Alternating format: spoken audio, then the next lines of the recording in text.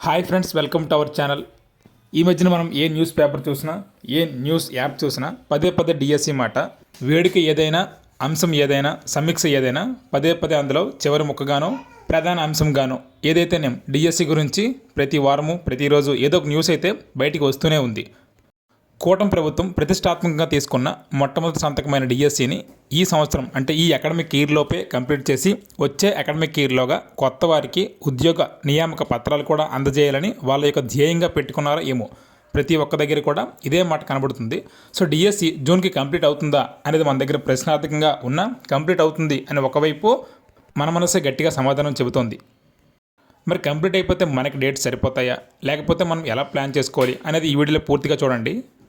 ఇక్కడ ప్రధాన అంశం ఏంటంటే, నిన్న 1వ తేదీన జీతాలు ఇవ్వాలి అని ఆర్థిక ఇబ్బందులు ఉన్నప్పటికీ పలు విభాగాల్లో బకాయిలు చెల్లిస్తున్నామని సీఎం చంద్రబాబు వెల్లడించారు. ఎప్పటి వరకు ఎంతో సంథింగ్ కోట్లు తీర్చేసినట్లు కూడా తెలిపారు. కొన్ని నెలలుగా ప్రభుత్వ ఉద్యోగులకు జీతాల ఆలస్యంపై స్పందిస్తూ ఎట్టి పరిస్థితుల్లోనూ 1వ తేదీన జీతాలు ఇవ్వాల్సిందేనని ఆ టాపిక్ గురించి మాట్లాడుతూ త్వరలోనే మెగా డిఎస్ నిర్వహణకు కూడా ఏర్పాట్లు చేయాలని సూచించారు. వాళ్ళకి దిశానిర్దేశం కూడా ఇచ్చారు.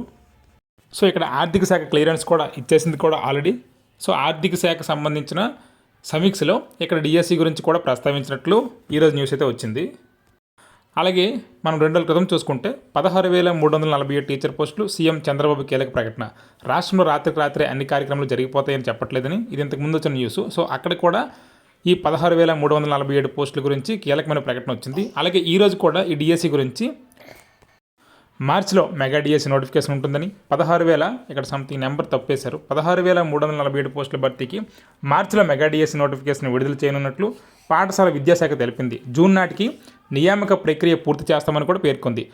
జీవో 117కు ప్రత్యామ్నాయం తీసుకొస్తామని, త్వరలో టీచర్ల బదిలీల చట్టం తేనున్నట్లు విద్యాశాఖ కార్యదర్శి కోన శశిధర్ వెల్లడించారు. వీసీల నియామకం పూర్తయ్యాక అన్ని వర్సిటీలకు ఏకీకృత చట్టం అమలు చేస్తామని కూడా చెప్పారు. సో ఈ ఏదైనా సమీక్ష ఏదైనప్పటికీ, మ్యాటర్ ఏది జరుగుతున్నప్పటికీ అందులో డిఎస్సి అనే మ్యాటర్ని కంపల్సరీగా జోడిస్తున్నారు. ఎందుకంటే గత 10 రోజుల క్రితం ఎమ్మెల్సీ ఎన్నికల నోటిఫికేషన్ రాకముందు 3 లేదా 4 ప్రాంతాల దగ్గర దాదాపుగా ధర్నాలు చేసి ఉన్నారు. సో ధర్నాలు చేసేవాళ్ళు వాళ్ళ కోసమే కాకుండా మిగతా వాళ్ళ కోసం కూడా పోరాడుతున్నారు అని మనం గమనించాలి. సో ఏదేమైనప్పటికీ రకరకాలుగా కూటమి ప్రభుత్వం మొదటి సంతకం పెట్టి 7 నెలలు గడుస్తుంది. అదొక కారణం అయితే, ఇచ్చిన టైంలోగా ఇవ్వకపోతే ప్రతిపక్షాలు ఏమంటాయి, అలాంటిది ఒకటి, నిరుద్యోగుల నుంచి వ్యతిరేకత వస్తుంది, ఇలాంటి అన్ని రకాల కారణాలు పక్కన ఉంచుకొని దాదాపుగా ఈ 2వ నెల ఫిబ్రవరిలో ప్రతిరోజు లేదా ప్రతి 2 రోజులకు ఒకసారి డిఎస్సి గురించి తప్పకుండా ఏదో ఒక న్యూస్ను హల్చల్ చేస్తూనే ఉంది.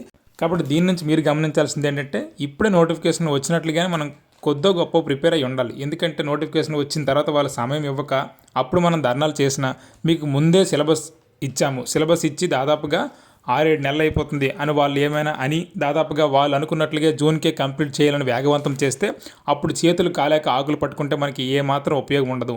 కాబట్టి నోటిఫికేషన్ వచ్చిందని మనం ముందుగానే ప్రిపేర్ అయిపోవాలి. ఒకవేళ నోటిఫికేషన్ వస్తే సపోజ్ మనం మార్చి 10 లేదా మార్చి 15 మన నోటిఫికేషన్ వచ్చింది అనుకుంటే దాదాపుగా మార్చిలో 15 రోజులు ఉంటాయి, పోనీ 20 రోజులు లేదా 15 రోజులు, ఏప్రిల్ మొత్తం 30, ఈ 30, 15, 45 లేదా 50 రోజులు మనకి ఇస్తారు. ఏమైనా మే మధ్యలో నుంచి మే చివరి వరకు ఎగ్జామ్స్ పెడితే అప్పుడు అందులో 15 రోజులు కలిసి వస్తాయి. దాదాపుగా మొత్తం 60 నుంచి 65 రోజులు. విధానం ఆన్లైన్ కాబట్టి ఒక్కొక్కరికి 60 రోజులు ఉంటుంది, ఒక్కొక్కరికి 70 నుంచి 75 రోజులు కూడా ఉండొచ్చు. సో ఏదేమైనప్పటికీ మనమైతే ఇప్పుడే నోటిఫికేషన్ ఇచ్చారు అనుకుంటే మనకు 90 రోజులు దాదాపుగా కలిసి వస్తుంది. ఎంత తెలివైన వాడైనా డిఎస్సి మొత్తం కంప్లీట్ సిలబస్ని కంప్లీట్ చేయడానికి ఇంతకు ముందు 10 సార్లు చదివినప్పటికీ ఒకసారి రివిజన్ చేయాలంటే దాదాపుగా 40 రోజులు అయితే పడుతుంది. ఎందుకంటే మొత్తం రివిజన్ చేయాలి, భయం ఉంటుంది.